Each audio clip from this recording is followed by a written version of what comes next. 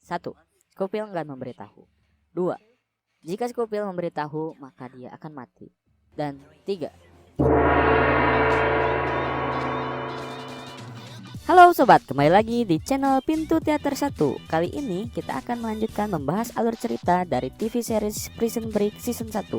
Kali ini kita akan melanjutkan membahas episode 3. Bagi sobat yang belum menonton episode 1 dan 2, link ada di deskripsi ya.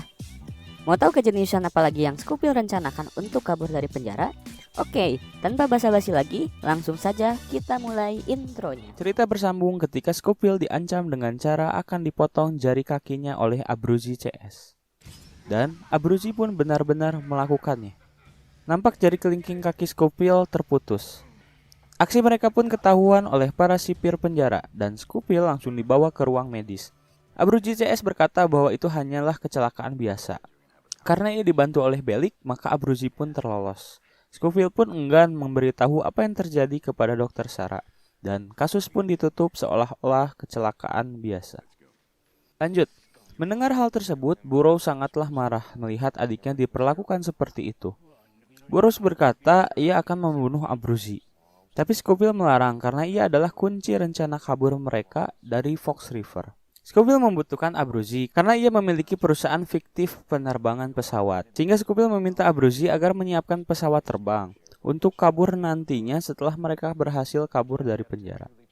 Lanjut, terlihat Sucre dikeluarkan dari ruang isolasi. Scofield memberitahu bahwa ia akan mengajak Sucre kabur kepada Burroughs. Alasannya karena Sucre adalah teman satu selnya. Akan sulit jika teman satu selnya tidak bekerja sama dengannya. Yang ada, semua rencana kaburnya dibocorkan olehnya. Mendengar hal itu, Burroughs pun marah dan tidak setuju. Sucre menelepon tunangannya yang bernama Mary Cruz. Namun yang mengangkat adalah calon mertuanya. Ia mengatakan bahwa Mary Cruz sedang berjalan dengan pria lain. Di sini ibunya Mary Cruz mengungkapkan ketidaksetujuannya hubungan anaknya dengan si Sucre, karena ia merupakan seorang narapidana. Sontak hal ini membuat Sucre kecewa. Di sel, Scofield akan menjalankan sebuah rencana barunya yang bernama Cell Test. Dan di sini terlihat ia memiliki sebuah telepon seluler. Bagaimana ia bisa mendapatkannya dan rencana apakah itu? Scene berganti. T-Bag datang ke sebuah bengkel. Ia datang untuk membalaskan kematian anak buahnya kepada Scofield. Ia meminta kepada rekannya di sana untuk memberikan alat yang bisa membunuh secara perlahan agar korban tidak langsung mati melainkan merasakan sakitnya terlebih dahulu. Dan pria itu pun memberikan pisau yang dapat merobek usus dengan kasar dan bisa menginfeksi orang yang tertusuk, sehingga akan mati secara perlahan karena infeksi. T-Bag pun mengambil pisau tersebut. Scene berpindah ke tempat Scofield sedang jadi pekerja. Scofield mengeluarkan handphonenya dan menaruhnya di sebuah box. Sucre pun melihat hal itu dan menegurnya, karena barang itu merupakan barang terlarang di penjara. Namun Scofield menyuruh Sucre untuk tutup mulut. Scene berganti, Veronica mencari pacar dari Crab Simon yaitu Leticia.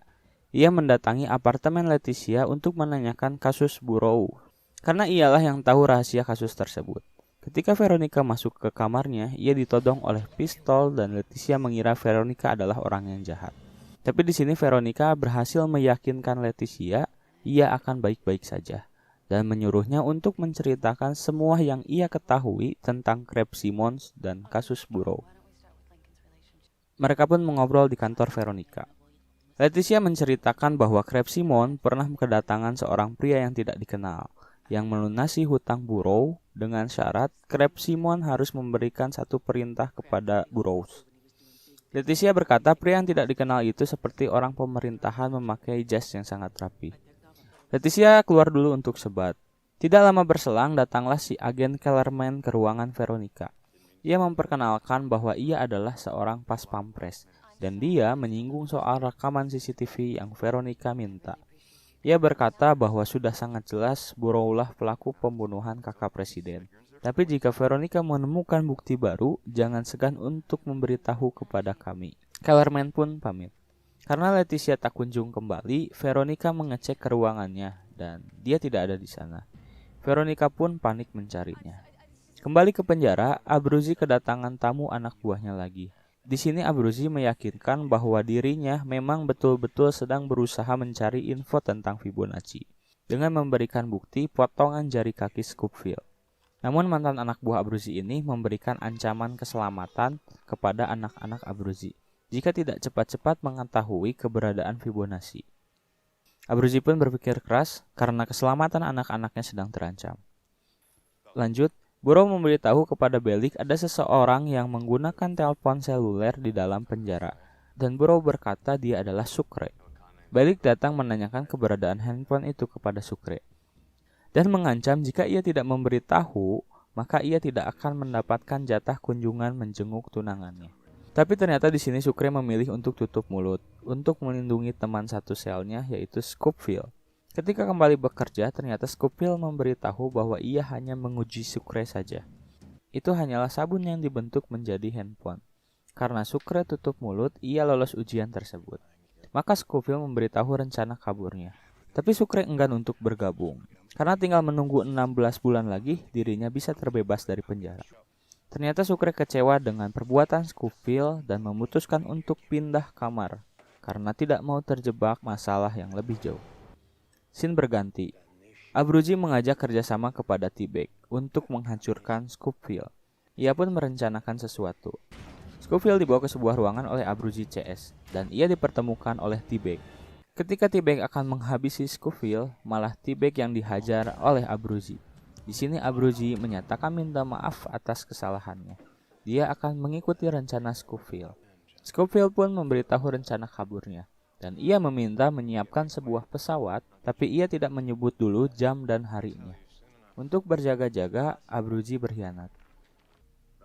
Bellic datang ke sel Scofield, memberitahu bahwa akan ada teman sel pengganti Sucre. Temannya itu berasal dari tahanan bangsal kejiwaan. Dia adalah Haywire. Untuk memudahkan penyebutan nama, kita panggil saja Sigelo. Sigelo merupakan orang gila yang baru sembuh, makanya ia dipindahkan ke lapas yang normal dari bangsal kejiwaan. Sungguh masalah baru bagi Scofield. Scene berganti. Terlihat agen Clermont dan rekannya datang ke sebuah tempat yang sepi. Dan ternyata merekalah yang menculik Leticia. Dan mereka pun dengan sadis membunuh Leticia yang tidak bersalah. Kembali ke sel, Scofield mencoba membongkar wastafel dengan bautnya. Ternyata Sigelo belum tertidur.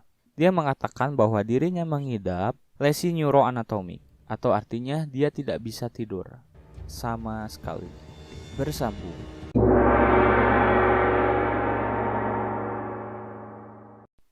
Gimana nih, makin seru nggak episode 3? Mimin jamin episode selanjutnya akan lebih seru lagi.